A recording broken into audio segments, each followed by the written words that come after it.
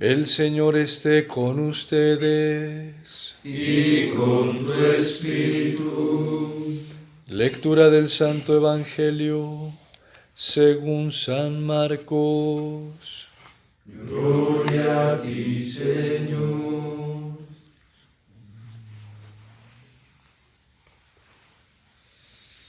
En aquel tiempo Jesús entró otra vez en la sinagoga y había allí un hombre que tenía una mano paralizada. Lo estaban observando para ver si lo curaba en sábado y acusarlo. Entonces le dice al hombre que tenía la mano paralizada: levántate y ponte ahí en medio.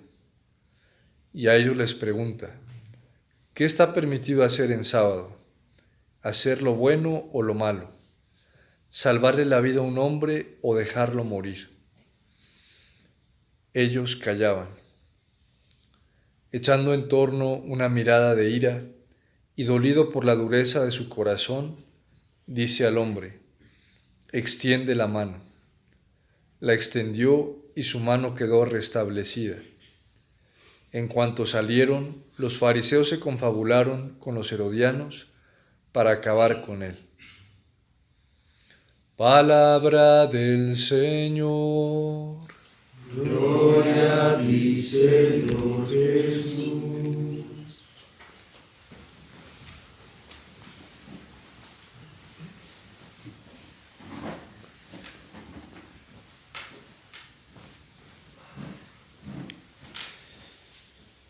Ya al inicio de la vida cristiana comenzaron a tomar tendencia con muchísima fuerza dos orientaciones muy fuertes. De hecho, en ellas se fundamenta la herejía y siempre se ha fundamentado, tanto ideológicamente como a nivel práctico, que es un rechazo por la persona de Cristo, o sea, sobre todo por la revelación definitiva del amor del Padre en Cristo. Se comenzó a dar, por un lado, dentro de la Iglesia, una promoción tan fuerte al legalismo, a la ley, que se divinizó la ley y se termina despreciando al hombre. Y es lo que está pasando precisamente hoy en la sinagoga y lo que San Marcos nos ha querido mostrar durante todos estos días. La divinización del medio, se absolutiza el medio y se termina despreciando al hombre. Pero viene otra cosa muy grave, que se absolutiza tanto la compasión por el hombre, que se termina tolerando el pecado y divinizando el pecado y haciéndolo como parte de la vida. Y así también se desprecia la gracia, se desprecia a Cristo. Ni la una ni la otra. Entonces, lo que nos ha estado tratando de enseñar la carta a los hebreos es cómo superar esas dificultades que crean división, que crean conflictos, que crean competencias, que crean celos, que crean rivalidades, que crean desprecio. Todo eso que no hace parte de los sentimientos de Cristo y que no es obra del Espíritu Santo. Exaltar tanto un medio para despreciar a otros no es parte del amor cristiano, no es obra del amor cristiano. Y exaltar tanto una cosa que termine dándosele cabida al mal y tolerando al pecado. Digo que en la práctica esto sigue funcionando porque se exaltan tanto a veces las leyes, las normativas humanas, los medios, que se llegan a divinizar al total desprecio del ser humano. Y eso no es cristiano. Eso no es ni siquiera humano. El desprecio del ser humano no hace parte de la obra humana, de la naturaleza humana. Exaltar tanto la ley, absolutizarla tanto, lleva un daño muy terrible a la persona humana. Pero viene el otro extremo. Por valorar al hombre, por elevar su dignidad, a veces se termina tolerando el pecado y aceptando el pecado como un modo de compasión y de tolerancia y de solidaridad con el otro, cuando el pecado mismo destruye la dignidad de la persona humana. El daño más terrible para la persona humana viene del pecado. El daño más terrible para la constitución de la unidad y de la paz en un grupo, tanto social como comunitario, es el pecado. La amenaza más dañina para la unidad, para la vida fraterna, primero, para la unidad del ser humano como individuo, como persona, es el pecado. Y en segundo lugar, el daño más terrible que alguien le puede hacer a una comunidad es con el pecado personal. Ya la Iglesia nos lo ha enseñado tradicionalmente, cómo el pecado trae un triple daño. El daño individual a la persona, el daño social porque tiene una repercusión social de nivel espiritual y luego de nivel trascendental físico, y el daño a la naturaleza, al mundo, a las criaturas. Ese es el daño más terrible, la amenaza más horrenda, más espantosa, el canal propio que tiene el diablo para entrar tanto a la persona como para entrar a un grupo y dividirlo, es el pecado personal. ¿Y cómo combatir eso? Pues la carta a los Hebreos nos está diciendo que la fuerza absoluta no está ni en la ley, no está en ninguna persona humana, no está en ningún grupo social, no está en ningún medio, está en Cristo. Cristo es la manifestación misma de la gracia, y por eso mirar al Señor, escuchar al Señor, estar atentos siguiendo al Señor para aprender lo que nos dice, acoger lo que nos dice y obedecer lo que nos dice y seguir el ejemplo que Él nos da, tiene que ser nuestra prioridad para vencer esas dos tendencias hoy tan marcadas fuertemente en el mundo y aún dentro de la Iglesia. Porque no vamos a negar que hoy hay una falsa concepción de la misericordia y de la compasión que termina tolerando el pecado y haciendo el pecado como parte de la vida humana cuando no está en el plan de Dios y nunca ha estado en la voluntad de Dios y nunca ha hecho parte del proyecto del amor de Dios, nunca.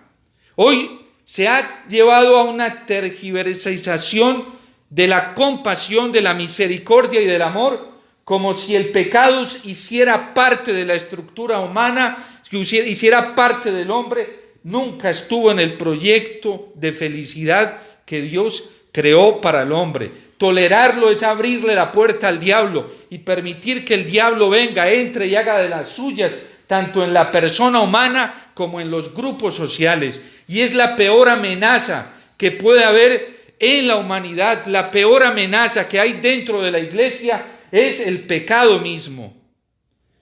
Y no podemos negar que hoy hay esa tendencia y está muy marcada, tanto en el mundo como dentro de la Iglesia.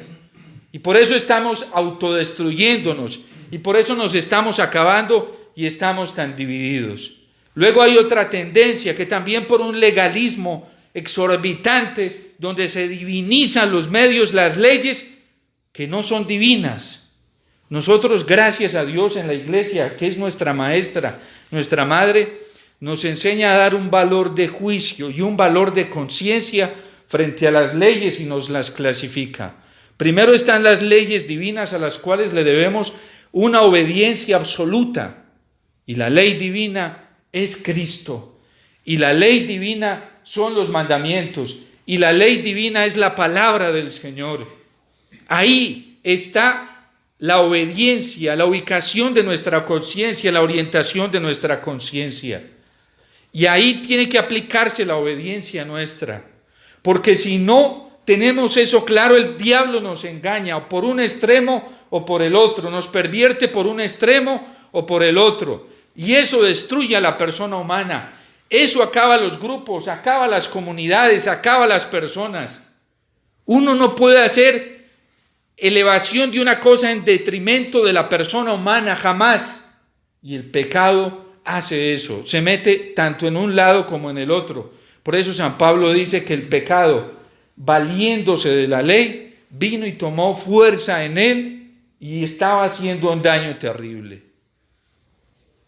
Así es el pecado es tan terrible y la peor amenaza. Nosotros ni siquiera debemos tenerle miedo tanto al diablo, sino a nuestra tendencia al pecado. A eso sí hay que tenerle pavor, el pavor más terrible. Uno no tiene que tenerle miedo a los que matan el cuerpo, hay que tenerle miedo a lo que mata el alma, a lo que destruye el alma humana, a lo que nos destruye como persona, que es el pecado personal.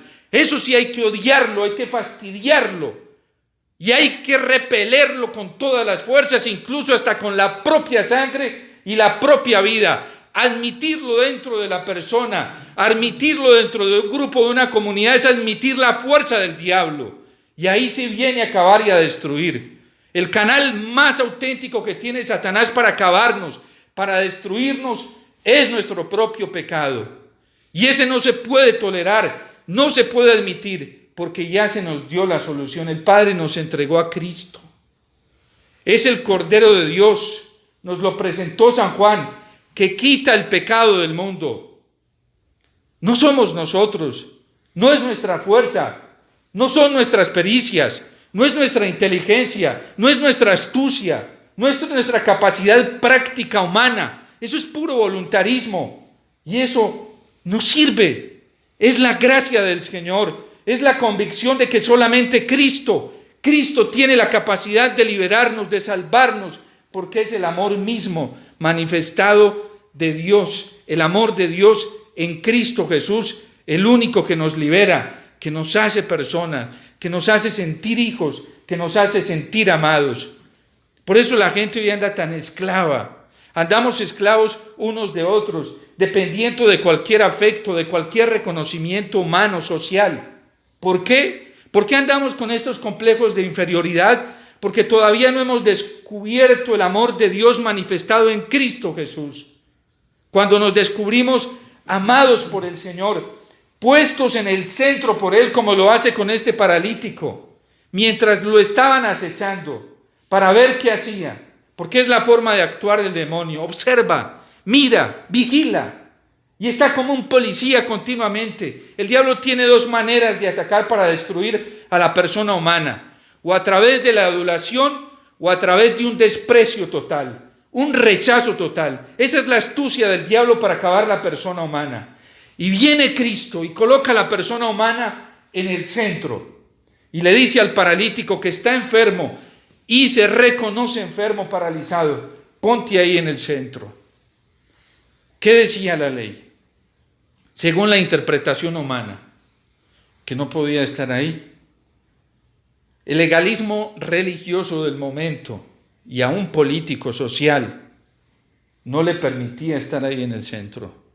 ¿Por qué no le permitía estar en el centro? Porque es una persona limitada, no tiene las suficientes capacidades para estar en un grupo social, para ser ejemplo de un entorno social o de un entorno religioso.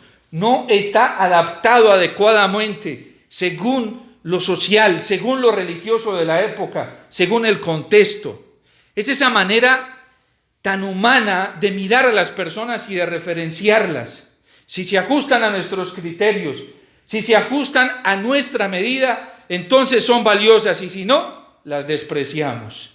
Y eso estaba pasando con este hombre paralítico, despreciado por la religión, despreciado por la fe, por la fe del momento de estos hombres, de los fariseos, en la forma en que ellos concebían a Dios, concebían la espiritualidad y concebían la moral. Este hombre no podía estar en el centro, pero el Señor lo coloca ahí en el centro. ¿Qué dice la ley? ¿Está permitido hacer el bien o hacer el mal? Pues es que a Cristo le interesa la persona como hijo, como criatura de Dios, como hijo suyo. Le interesa cada persona, cada alma. No hay un rechazo. Y a pesar de que tiene parálisis, a pesar de que está limitado, a pesar de que está inclinado, a pesar de que ya está despreciado, rechazado, excluido, lo coloca en el centro. A pesar de que es un hombre con fallas, lo coloca en el centro. ¿Por qué? Porque este hombre tuvo una osadía muy grande: ponerse delante de Cristo y no delante de los hombres para recuperar la libertad. Ponerse delante del Señor como un necesitado, como un verdadero pobre. Seguramente estaba cansado de buscar la alabanza y el reconocimiento humano. Cuando nos ponemos a buscar los reconocimientos humanos, ¿de qué nos sirve? Terminamos más acabados que cualquiera, pero viene donde Jesús, que es el único que nos sabe reconocer desde Dios y sabe quiénes somos y nos hace sentir lo que verdaderamente somos y nos lleva a una autoestima auténtica según la medida de la fe, como lo dice San Pablo en la carta a los Romanos. Ponte en el centro. Y lo pone ahí en el centro y le dice, extiende tu mano. Y él obedece solamente la palabra del Señor. No obedece la voz interna que le está diciendo, no sirves para nada, tú eres un inútil. No, está obedeciendo una voz superior, la voz de Cristo que le dice, extiende tu mano. Tiene paralizada su mano, pero el Señor le dice, extiéndela, te lo digo yo, para mí sí sirves, para mí eres muy valioso, porque eres hijo del Padre, eres criatura del Padre, y porque yo vine a salvarte, y para mí sí eres importante. Y mientras tanto estaban acechando al Señor a ver qué hacía, para poderlo señalar, para poderlo condenar, para poderlo despreciar. De hecho, Jesús mismo se sometió a este desprecio por hacer el bien, por venir en pos del hombre. Extiende tu mano. Y ahí está precisamente la salida de todas estas encrucijadas. Obedecerle solamente al Señor. Estar atentos a eso, no absolutizar los medios. Gracias a Dios este hombre pudo encontrar algún instrumento que le dijo que viniera donde Jesús y se postrara a los pies de Jesús, que en él encontraría la salvación. Gracias a Dios no lo mandaron para otro lado y le hicieron creer que los absolutos estaban por allá en otro lado. Gracias a Dios encontró a alguien honesto que le dijo que el único que valía la pena y lo podía salvar y rescatar era el Señor. Y allí fue a los pies del Señor y por eso fue levantado. ¿Qué está haciendo el mundo hoy? Nos quiere esclavizar. Nos está poniendo los medios como absolutos. Ningún medio es absoluto. Ninguno de nosotros somos absolutos. No somos absolutos en el plan de salvación. No somos indispensables. Hoy nos están haciendo creer aún dentro de la iglesia que los medios son indispensables para la salvación. No, el único indispensable para la salvación es Cristo. Es el único que quita el pecado del mundo. Es el único que nos lleva a la verdad, que nos muestra el amor auténtico, que nos muestra la verdad auténtica. La misma iglesia, lo decía el Papa Francisco al inicio de su pontificado, la iglesia no es autorreferencial. La iglesia no es autorreferencial, porque ella tiene una referencia más absoluta y es Jesús. Es su palabra, es la Eucaristía. Hoy hay espiritualidades muy dañinas dentro de la iglesia y están destruyendo al hombre, lo están acabando, lo están dejando sin esperanza. Pretenden mostrarnos como absoluto lo que no es absoluto, cuando el único absoluto es Jesús, es la Eucaristía. Y la iglesia hace un trabajo maravilloso, hermoso, y lo ha hecho a lo largo de la historia, cuando claramente nos ha dirigido hacia el Señor, cuando claramente nos ha mostrado al Señor, cuando claramente nos ha puesto delante del Señor. Eso ha hecho esta mamá que es la iglesia, mostrarnos con todo el esplendor de la belleza a Cristo el Señor como la única salvación, como el único modo de llegar al Padre. Nadie va al Padre si no es por mí, se lo dice el Señor a Tomás. Hace tanto tiempo que estoy con vosotros y no me conoces, Felipe. Quien me ve a mí, ve al Padre. Ese anhelo tan grande que tenemos de encontrarnos con el Señor, de descubrir la verdad, de encontrar el amor, no podemos dejarlo apagar por todas estas falacias, estos errores y estas mentiras que están surgiendo hoy en el mundo y que ya están encodadas dentro de la iglesia y están encodadas en el criterio, en el pensamiento y en el corazón de muchos. Hoy se nos hace más urgente descubrir rápidamente a Jesús y terminar a los pies de Él y sobre todo en la Eucaristía. La Eucaristía no es una caricatura, es una realidad. La Eucaristía no es un medio, es Cristo mismo quien está aquí presente. Se nos manifiesta. ¿A dónde iremos, Señor? Si solo tú tienes palabras de vida eterna. ¿A dónde más iremos? Hay que decirle eso al Señor todos los días y hagámosle caso a quien nos conduzca al Señor, a quien nos lleve al Señor. No dejemos que nos pongan los medios como absolutos, porque ningún medio, ningún instrumento es absoluto, ni siquiera la iglesia misma. La iglesia es un instrumento de Dios para conducirnos a Cristo Jesús. Por eso, hoy más que nunca, tenemos que poner nuestro corazón, nuestra vida en este sumo y eterno sacerdote. Sumo, es sumo, porque es supremo. Fíjense que Jesús, nos dice la carta a los Hebreos, no está vinculado al sacerdocio levítico. Y el sacerdocio levítico estaba apoyado en la ley religiosa. Y el sacerdocio de Cristo no está vinculado a esto. Hoy tenemos que soñar, ilusionarnos con la libertad que nos ofrece el Señor. Para ser libres nos libertó el Señor, no para ser esclavos de nosotros mismos, no para ser esclavos del pecado, no para ser esclavos del mundo, no para ser esclavos del demonio. Para ser libres nos ha libertado Cristo, y la verdadera libertad está en el Señor, está en su corazón eucarístico. Por eso no nos cansemos de buscarlo. Así se nos venga todo el mundo encima. Así a muchos no les parezca. Solo el Señor, solo Jesús. Y esa es la verdad que retumba en el corazón de la iglesia.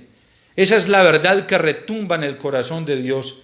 Esa es la verdad que retumba en la fuerza y en el ímpetu del Espíritu Santo que el Señor está derramando continuamente sobre la tierra. ¿Qué tenemos que hacer? Le preguntan a Pedro después de su primera predicación. Que cada uno se convierta y se haga bautizar, no en el nombre de Pedro, o como Pablo mismo lo dijo, menos mal, a los corintios les dice, yo no bauticé a nadie. Y ninguno de ustedes fue bautizado ni en el nombre de Apolo, ni en el nombre de Pablo. Fueron bautizados en el nombre de Cristo.